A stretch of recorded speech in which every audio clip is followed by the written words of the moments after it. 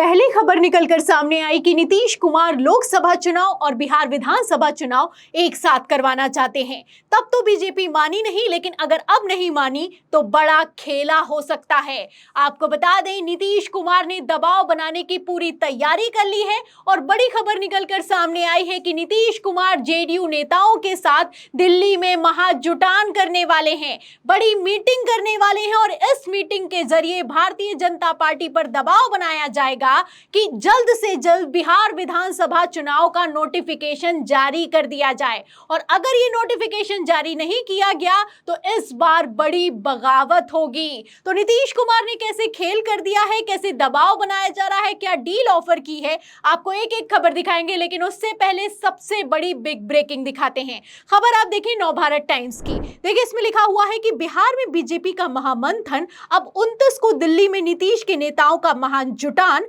फिर खेला होगा। तो आप देख सकते हैं महामंथन किया जाएगा और ये 29 जून को किया जाएगा, दिल्ली में किया जाएगा, वो भी नीतीश कुमार की अध्यक्षता में किया जाएगा। जेडीयू नेता भी मौजूद होंगे और ये मीटिंग कहीं और नहीं दिल्ली में होगी। तो आप इस खबर से अंदाजा लगा सकते हैं कि किस तरीके से मोदी सरकार को अब चौतरफा घेरने की तैयारी कर ली गई है, दबाव बनाने की तैयारी कर ली गई है। पहले खबर निकलकर सामने आए कि जैसे ही प्रधानमंत्री नरेंद्र मोदी विदेश यात्रा के लिए इटली के लिए निकले, वैसे ही Nitish Kumar full active mode में दिखाई दिए और तुरंत कैबिनेट मीटिंग बुला ली। खबर देखिए इसमें लिखा भी है कि नीतीश कुमार ने अचानक बुलाई कैबिनेट बैठक, ले सकते हैं बड़ा फैसला।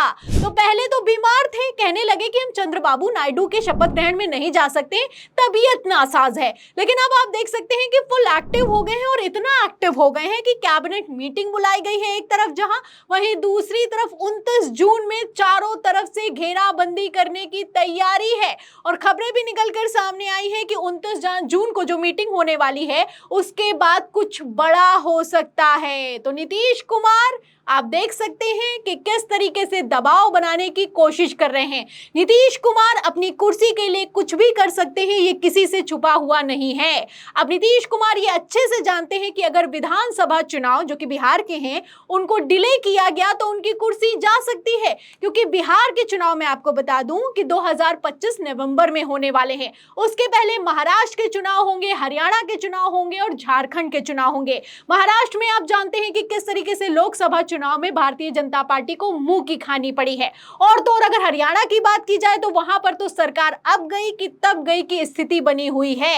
ऐसे हालातों में बिहार के चुनाव अगर इन सब के बाद होंगे तो इन चुनावों का असर बिहार पर भी पड़ेगा, क्योंकि महाराष्ट्र का चुनाव इस बार भारतीय जनता पार्टी या फिर यूं कहें एनडीए जीत जाए, ऐसा कुछ होता हुआ दिखाई नहीं दे रहा है। इसीलिए Nitish Kumar full active mode में आ गए हैं, क्योंकि पहले डिमांड की थी कि लोकसभा चुनाव के साथ ही बिहार के विधानसभा चुनाव करवा दिए जाएं। तब भारतीय जनता पार्टी मानी नहीं और अब भारतीय जनता पार्टी को मनवाने के लिए नीतीश कुमार ने बड़ा दांव चला है। आपको बता दें कि 29 जून को जो जेडीयू के नेताओं के साथ नीतीश कुमार दिल्ली में बैठक करने वाले हैं, उसकी अध्यक्षता कोई और नहीं नीतीश कुमार खुद करेंगे। इसका मतलब साफ है कि इस मीटिंग में गृह मंत्री अमित शाह भी नहीं होंगे, प्रधानमंत्री नरेंद्र मोदी भी नहीं होंगे और कोई नेता शामिल होने वाला नहीं है। तो ये मीटिंग आखिर दिल्ली में क्यों की जा रही है, सवाल खड़ा होता है। अगर इस तरीके से नीतीश कुमार को अपने ही नेताओं की अध्यक्षता में मीटिंग करनी थी तो ये मीटिंग बिहार में भी की जा सकती थी, लेकिन जेडीयू नेताओं के साथ 29 जून को ये मीटिंग अब दिल्ली में होने वाली है। इसको लेकर खबर में क्या लिखा है सुनेगा। देखिए इसमें लिखा हुआ है कि जेडीयू सूत्रों के अनुसार पार्टी की राष्ट्रीय कार्यकारिणी की बैठक 29 जून को दिल्ली में होने जा रही है। इस बैठक की अध्यक्षता नीतीश कुमार करेंगे। तो आप देख सकते हैं कि इस बैठक की अध्यक्षता नीतीश कुमार करेंगे और इसको लेकर लिखा है कि इस बैठक के मुख्य एजेंडे में लोकसभा चुनाव के परिणाम की समीक्षा की जाएगी। तो समीक्षा तो कर सकते थे, बिहार में भी कर सकते थे, लेकिन ये समीक्षा दिल्ली में क्यों की जा रही है समझने वाले अपने आप में समझ गए हैं। क्योंकि जैसे भारतीय जनता पार्टी अपने वादों से मुकर गई, जैसे ना रेलवे मंत्रालय मिला है, ना ही कोई बड़ा पैकेज मिला है और ना ही कोई बड़ा पद मिला है और ना ही सम्मान मिल रहा है, नीतीश कुमार को ये अच्छे से समझ में आ गया है कि अब शांत रहने से काम बनने वाला नहीं है। क्योंकि मैं आपको बता दूं कि सिर्फ भारतीय जनता पार्टी ने जो किया सो किया, वो तो अलग है, लेकिन जो बयानबाजी की जा रही है उससे भी बवाल मचा हुआ है।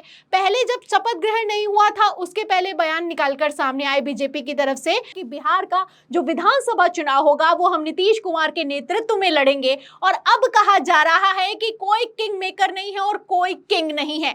आप देख सकते हैं कि पहले सम्राट चौधरी ने कहा कि हम 2025 का चुनाव नीतीश कुमार के नेतृत्व में लड़ेंगे। वे बिहार के हैं, बिहार में 1996 से हम नीतीश कुमार के नेतृत्व में चुनाव लड़ रहे हैं, ये शपथ ग्रहण के पहले कहना था, लेकिन अब पलटी मार ली गई है। देखिए, अब विजय सिन्हा है जो दूसरे डिप्टी सीएम है, उन्होंने 10 जून को बयान दिया कि बिहार में ना कोई किंग है और ना ही कोई किंग मेकर है, सभी जनता से मिले, जनादेश पर राष्ट्र के विकास के लिए तत्पर हैं। तो आप देख सकते हैं कि किस तरीके से जहां एक तरफ जेडीयू के नेता सांसद नीतीश कुमार को किंग मेकर बता रहे हैं, वहीं दूसरी तरफ भारतीय जनता पार्टी के नेता अपने ही बयानों से पलटते हुए नजर आ रहे हैं। ऐसे में नीतीश कुमार को समझ में आ गया है कि इस बार के विधानसभा चुनाव में क्या होने वाला है, क्योंकि अगर 2020 विधानसभा चुनाव की बात की जाए तो आप जानते हैं कि किस तरीके से बिहार में नीतीश कुमार की सरकार बनी थी। बात की जाए आरजेडी की तो तेजस्वी यादव ने सबसे अच्छा परफॉर्म किया।